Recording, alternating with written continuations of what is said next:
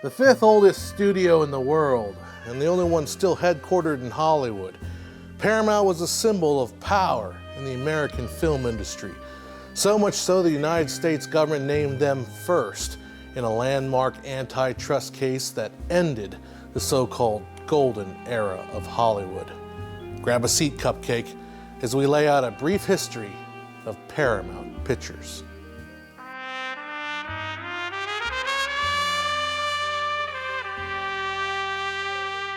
The Studios is made possible by our wonderful patrons at Patreon. Help support this channel with a monthly contribution.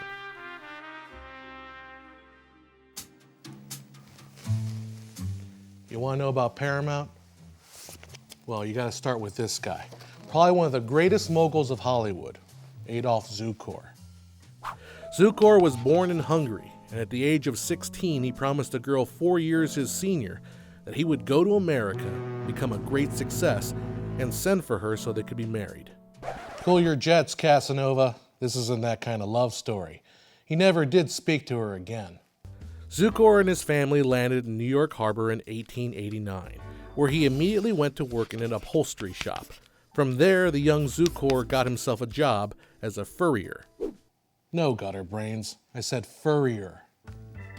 The 1893 Columbian Exposition in Chicago drew the 20-year-old Zukor out to the Midwest, where he started the Zukor Novelty Fur Company that employed 25 people. By the time he was 30, Adolph Zukor had in all respects accomplished the American dream, returning to live in New York City's wealthy German Jewish neighborhood. But even bigger things were coming for Zukor.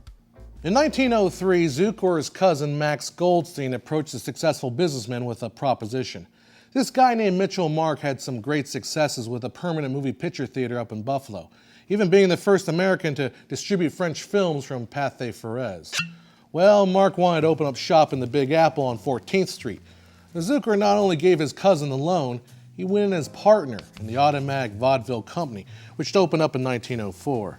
Another partner was a man by the name of Marcus Lowell, who we'll see at another time was the founder of MGM. After a failed venture called Hale's Tours, which screened travelogue footage in a simulated train car, think Star Tours for 1905, Zukor went to work for Lowell and his blossoming theater business as a treasurer. The Nickelodeon business was booming, but Zukor was getting bored of buying real estate to convert to Nickelodeons. In 1912, he struck out on his own, and with the help of Broadway producer Daniel Frohman, purchased the American rights to the French film Queen Elizabeth, starring the famous stage actress Sarah Bernhardt. On July 12th, he screened the 40-minute film at the Lyceum Theater in New York to a crowd of New York elites. Apparently the blue hair and society ladies couldn't get enough of the Frenchies, and Zukor had a hit on his hand. So he took the film on tour, generating over $200,000. That's a lot of grub, about $5 million in today's change. With the cash, Zukor and Frohman founded the Famous Players Film Company, with the aim of filming successful stage plays. An armory on 26th Street in Manhattan became Famous Players' first studio, Chelsea Studios, which is still in operation today. Famous Players' first film was the 1913 hit The Prisoner of Zenda, which also reaped a sizable box office reward. As Zukor is getting his beak wet in the newborn movie business, let me introduce you to another key player, Jesse Louis Lasky. Lasky was homegrown, born in San Francisco before finding a career in vaudeville. But Lasky soon found his way to the producing racket, producing 2 plays in 1911. Then in 1913, Jesse Lasky started Jesse L. Lasky Feature Play Company with Oscar Apple and Lasky's brother-in-law, a guy by the name of Samuel Goldfish. Yeah, Goldfish. You might know him better as Sam Goldwyn, the G in MGM. You might have also heard of their first employee, a stage director who was the son of a fellow play producer by the name of Cecil B. DeMille. With limited funds, Lasky rented a barn in Hollywood and shot the very first feature film in what would be the capital of the movie industry, the Cecil B. DeMille directed Squall Man in 1913. Starting in 1914, Lasky and Zukor's Famous Players would begin releasing their films through a company called Paramount Pictures Corporation, started by Utah theater owner W.W. Hodkinson. You see, here's the dope on how the movie racket works. On one side, you got production, lights, camera, action, and all that jazz. That's what everyone thinks of when they think movie studio. But that roll of celluloid don't do anyone any good if it sits there rotting in a vault somewhere. You got to exhibit it. That's distribution. And buddy, that's where the real money is. And this Paramount Pictures company that Hodgkinson put together by buying 11 film rental bureaus became the first US-wide distributor of feature films. If you own a movie house and wanted to show a flick made by famous players or Lasky, you had to deal with Paramount. Being nationwide gave Paramount a real edge on the competition, and Adolph Zukor knew a good thing when he saw it. In 1916, Zukor managed a three-way merger between his company, Lasky, and Paramount, buying out Hodgkinson and forming the famous Players Lasky Corporation. Zukor put Lasky and his partners Goldwyn and DeMille in charge of running the production side, and Hiram Abrams in charge of distribution while Zukor ran the empire. First and foremost, Zukor understood the power of the movie star. People go to the movies to see their favorite stars, and Zukor had most of them on his payroll. Mary Pickford, Marguerite Clark, Pauline Frederick, Douglas Fairbanks, Gloria Swanson, Rudolph Valentino, and Wallace Reed. Maybe you never heard of them. Just ask your great-grandma. Since Paramount had the stars audiences craved, they could introduce block booking. If you wanted Paramount stars showing up on your movie theater screen, you had to buy a year's worth of other Paramount productions.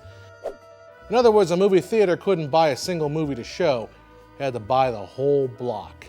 Kind of dirty, but Zukor had other strategies up his sleeve. Now, why should Paramount let some two-bit projector monkey take a cut of the profits? Why not just own the theaters as well? That's what Zukor began doing. Through the rest of the teens and 20s, Zukor built up the Publix Theater Corporation, amassing nearly 2,000 screens through acquisitions. In 1926, Zukor picks up the successful Balaban and Katz chain, bringing in Barney and A.J. Balaban, this guy's uncle, and Sam Katz. In 1927, Famous Players Lasky was renamed Paramount Famous Lasky Corporation, before finally becoming Paramount Publix Corporation, because of the importance of the Publix Theater. The good times are rolling, and what better symbol of success than opening a $13.5 million Paramount headquarters at 1501 Broadway in New York City, completed in 1927. Zukor was showing off, as it took the title of the tallest building in Manhattan at the time, at 33 stories. But storm clouds and a huge stock market crash colored the horizon. Common wisdom says that the movie business did well during the Great Depression. Maybe in hindsight. And practically all studios were hit hard by the economic panic in the late 20s and early 30s. Zukor had bought or forced out most of his early partners, and now with income statements bleeding red, Jesse Lasky was hung out to dry in 1932. Zukor's expansion and use of overvalued Paramount stock led the company into receivership the following year, with Zukor holding on to a leadership position by the skin of his teeth. In 1935, the Paramount Publix wing went bankrupt. John Otterson became president, followed by Barney Balaban in 1936. Zukor was bumped up to chairman of the board, where he reorganized the company as Paramount Pictures, Inc., successfully bringing the studio out of bankruptcy.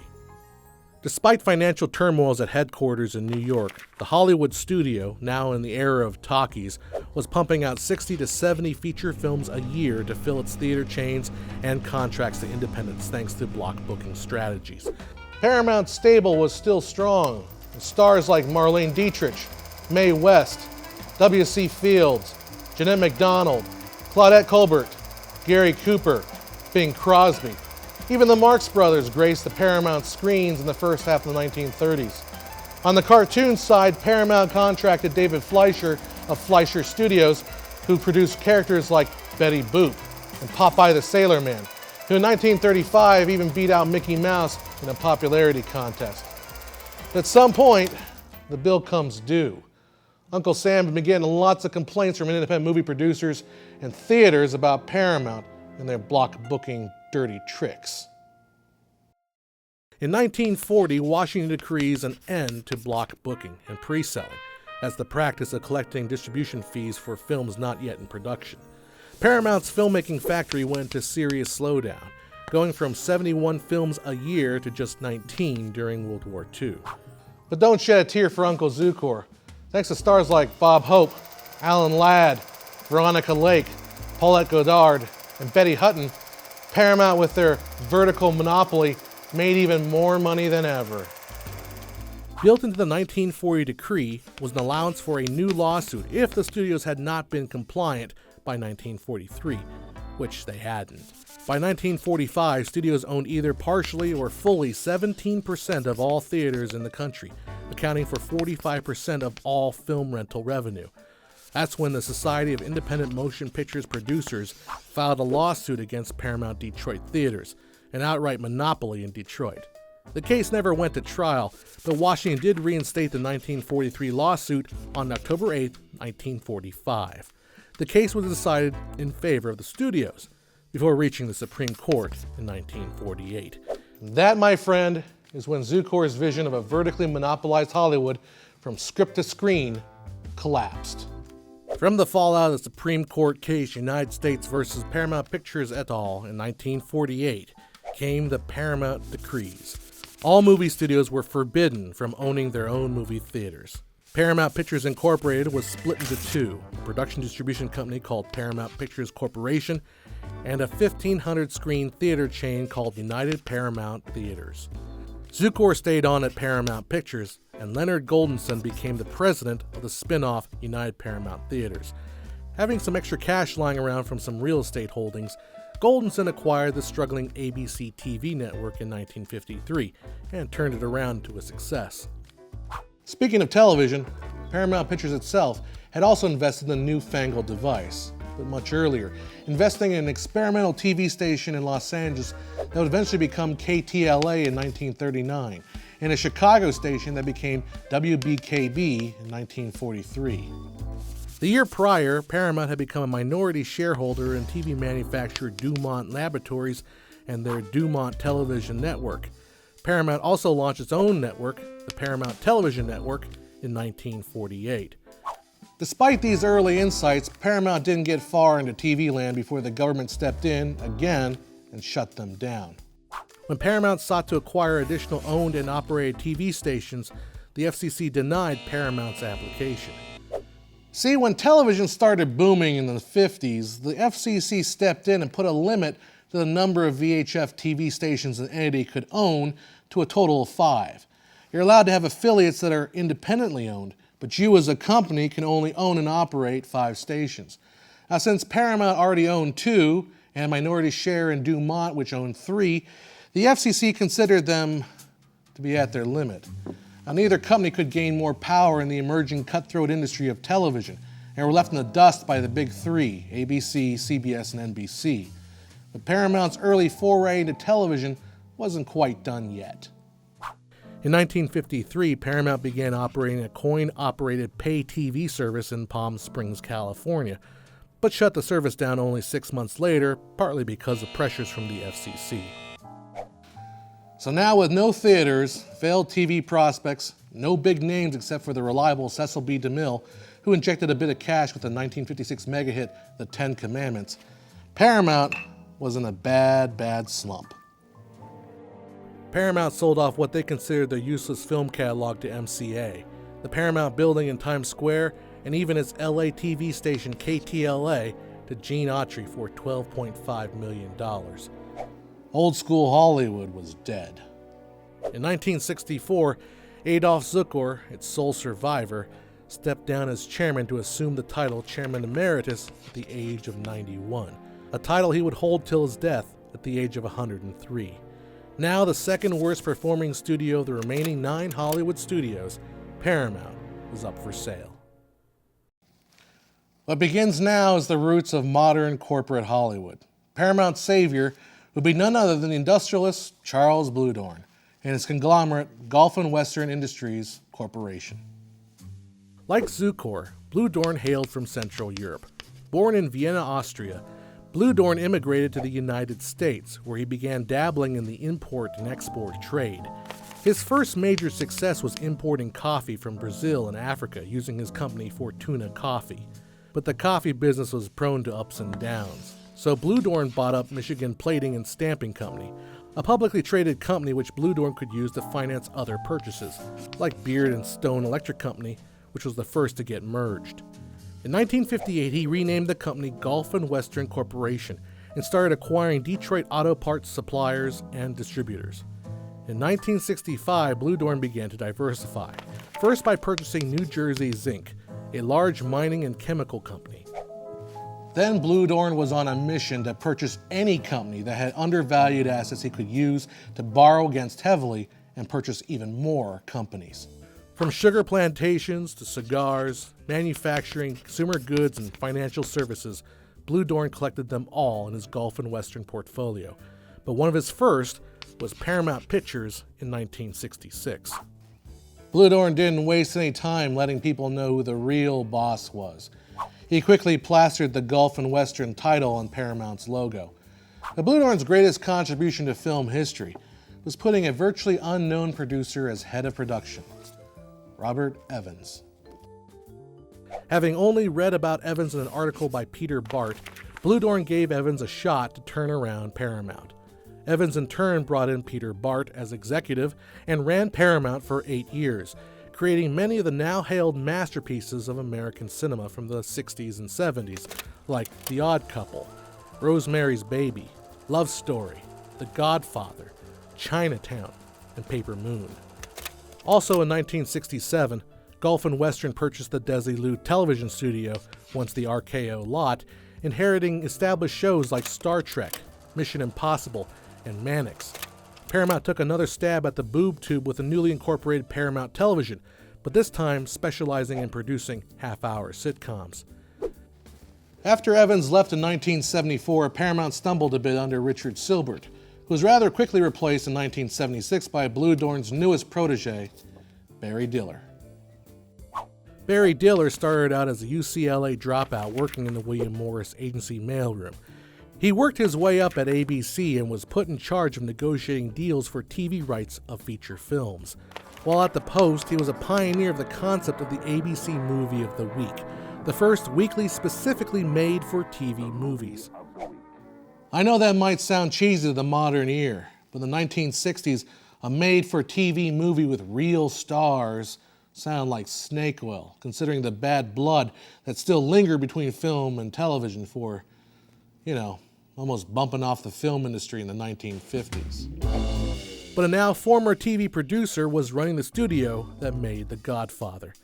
At Paramount, Diller surrounded himself with a TV-trained team of folks you've probably heard of. The Killer Dillers, as they were called by their admirers. The Dillettes, as they were known by their detractors. This included Michael Eisner, who would of course go on to head Disney. Dawn Steele, the first woman to head a studio, Columbia Pictures, in 1987. Jeffrey Katzenberg of Disney and later DreamWorks. And Don Simpson, who would partner with Jerry Bruckheimer and create many of the iconic films of the 1980s. The strategy under Diller was high concept. Hit big, hit hard, and hit all over the world. Now these are movies where the story concept is the star. They can be encapsulated in a single premise, a single idea or image, and sold all around the world. But make no mistake, the high and high concept doesn't mean highbrow. It means larger than life and compelling and irresistible to the target audience. If you want an extreme example, think Snakes on a Plane or Hobo with a Shotgun. Now, don't lie, some part of you wants to see that movie. During Diller's turn at Paramount, we got high concept films like Saturday Night Fever, Grease, Raiders of the Lost Ark, and Beverly Hills Cop. Now coming from television, Diller set his eyes on creating a new fourth network to compete with the big three, attempting to revive Paramount Television's service. But the board didn't totally go for it. And Diller's dream of a fourth network, well, that wouldn't be realized until he left and moved over to Fox in 1984. From Diller, the studio passed through Eisner and Katzenberg to Frank Mancuso Sr. and Ned Tannen in 1984.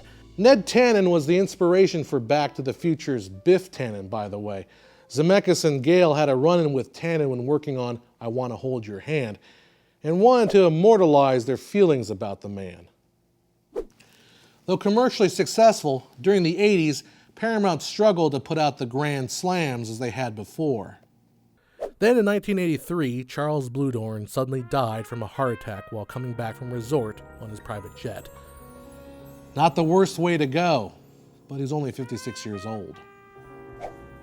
Bluedorn's successor at Gulf and Western began to consolidate the company from a bloated and confusing conglomerate into a streamlined media and publishing company, selling off sugar plantations and consumer brands in 1985.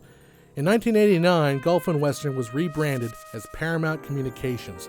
In addition to Paramount Film, Television, Home Video, and Music Publishing divisions, Paramount Communications included Madison Square Garden Properties, a 50% stake in USA Networks, Simon & Schuster, Prentice Hall, Pocket Books, Allen & Bacon, Cine America, and a Canadian theater chain, Famous Players Theaters, where they could get away with owning some movie screens. With the cash from the sale of unrelated product lines, Paramount purchased TVX Broadcast Group, a string of television stations which would form the nucleus of Paramount's new TV network, United Paramount Network, which utilized the TV stations of another conglomerate, Chris Craft Industries. And since they didn't want Disney and Universal to have all the fun, they bought up King's Entertainment Company, putting Paramount in the theme park business as well. But then in 1994, Sumner Redstone and Viacom take control, buying Paramount Pictures for $9.75 billion for 50.1% of its stock, which begins what is known as the old Viacom days. Let's back up a bit. Viacom was originally the syndication company for CBS, but the FCC was worried the Big Three would monopolize the TV landscape and issued a decree in 1970 that forbid TV networks from owning their own syndicators. And so Viacom was split off from CBS as a television show syndicator. And Viacom became really profitable and started to acquire more and more assets. Their first purchases came in 1978 with radio and TV stations. They continued buying up cable networks that included MTV and Nickelodeon. Then in 1986, National Amusement, a large theater chain, buys up controlling interest in Viacom, bringing Sumner Redstone into the mix, who, like all media moguls before him, goes on a buying spree, which includes Paramount, Blockbuster, and Spelling Entertainment, which brings in a huge catalog of TV show rights, including all of Republic Pictures' catalog. Redstone even goes and buys the parent network CBS in 1999.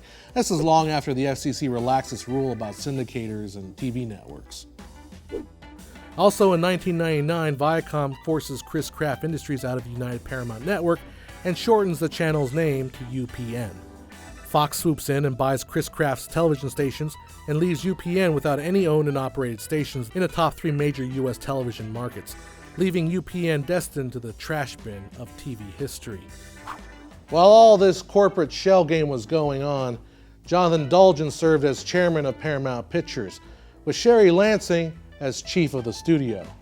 Between Dolgen's careful accounting and Lansing's sensibility, this leadership team oversaw Paramount's greatest track record, with the crowning jewel of Titanic, which hauled in $2.2 billion since its release in 1997.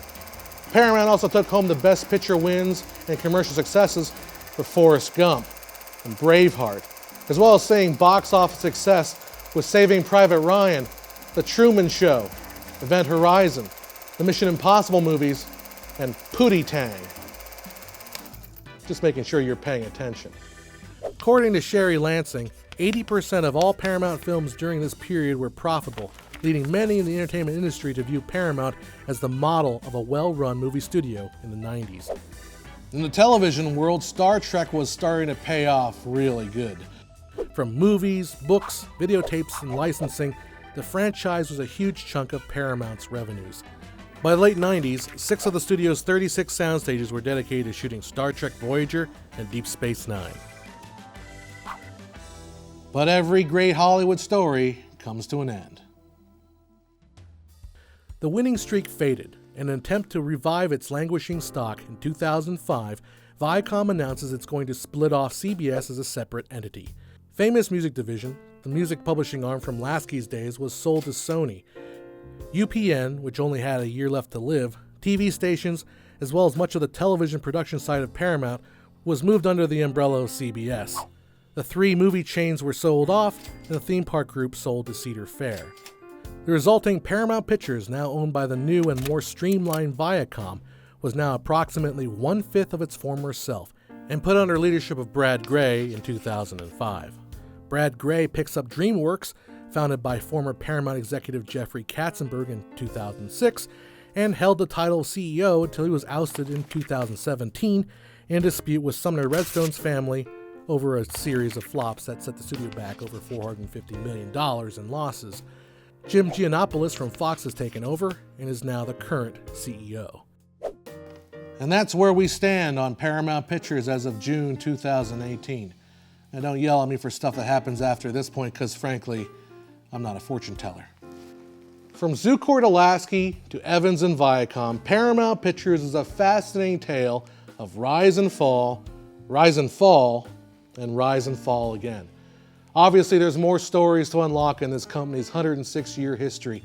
If you liked our cursory summary, why not throw us a bone with a thumbs up, subscribe, and ring that bell. Even consider becoming a patron on Patreon, where every contribution helps. If you didn't like this video, I can't think of a worse insult than to drop a C note or two on our Patreon just to teach us a lesson. But I tell you, sometimes the stories behind the curtain are just as good as what's on the stage. Unfortunately, I'm out of material for this peek behind the peak, this look behind the curtain at the business of show. Till next time, I'm John Hess, and I'll see you at filmmakeriq.com.